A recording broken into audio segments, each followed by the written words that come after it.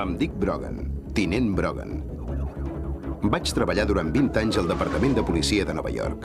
Ara, bé, diguem que m'han traslladat a un altre districte. Districte especial.